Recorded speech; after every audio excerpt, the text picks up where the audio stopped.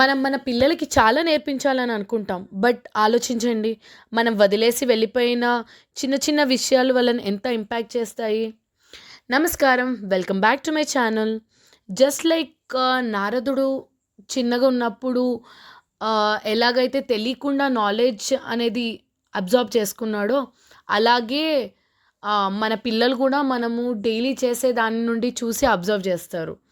So ఈ భాగవతం అనే గొప్ప కథ నుంచి పేరెంటింగ్కి కానీ లెసన్స్కి కానీ మనం ముందు ఎపిసోడ్లో చాలా నేర్చుకున్నాం. So let's continue with more lessons.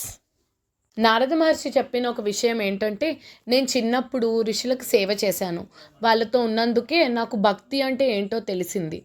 So దీనివల్ల మనకు తెలిసిన లెసన్ ఏంటంటే, మనం మన పిల్లలకి చైల్డ్హుడ్లో ఏం చూపిస్తామో ఏం నేర్పిస్తామో అది వాళ్ళు అబ్జార్బ్ చేసుకుంటారు. And about parenting, kids watch us and imitate us more than they listen. What do you say?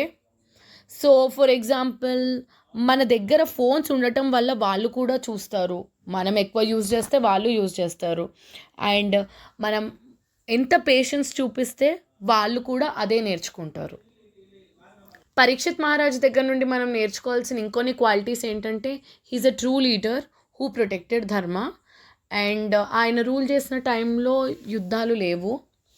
And as of parenting tip, మనం లీడర్షిప్ స్కిల్స్ పిల్లలకి ఎంత తొందరగా ఇంట్రడ్యూస్ చేస్తే అంత మంచిది.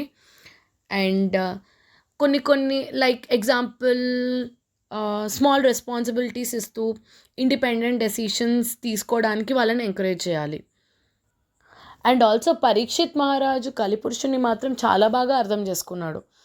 సో ఎలా అంటే, ఈ యుగంలో ధర్మం అనేది తక్కువైపోతుందని, సత్యం కానీ ప్యూరిటీ కానీ దయ, డిసిప్లిన్, వీటికి మీనింగ్ ఉండవు.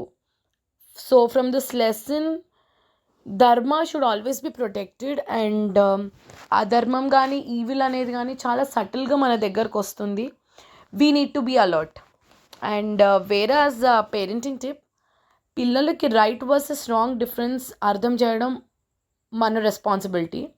సో లైక్ ఎగ్జాంపుల్, అప్పుడప్పుడు కొన్ని కార్టూన్ క్యారెక్టర్స్లో గాడ్ని కానీ ధర్మంని కానీ they show in a very funny way or wrong way.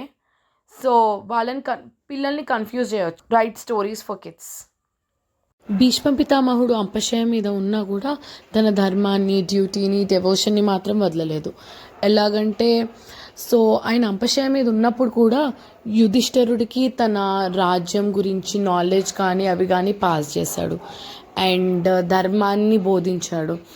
And about devotion, ఆయన లాస్ట్ స్టేజెస్లో కూడా కృష్ణ మహాత్ముడికి స్మరణ చేసుకుంటూ ఉన్నాడు. అండ్ అబౌట్ పేషెన్స్, అంత పెయిన్లో కూడా చాలా రోజులు ఆ అంపశయం మీదే ఉన్నాడు. భీష్ముడి గురించి మహాభారతంలో మాట్లాడుకోవచ్చు. So this is the end of our మొదటి స్కందం.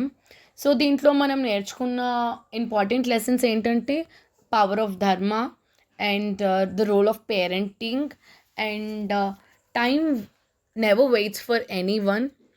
We need to surrender and we have to have that faith and bhakti towards God. I hope you like this third episode of Bhagavatam series. This is just the beginning, and as I said you in my previous episode, this is just the foundation.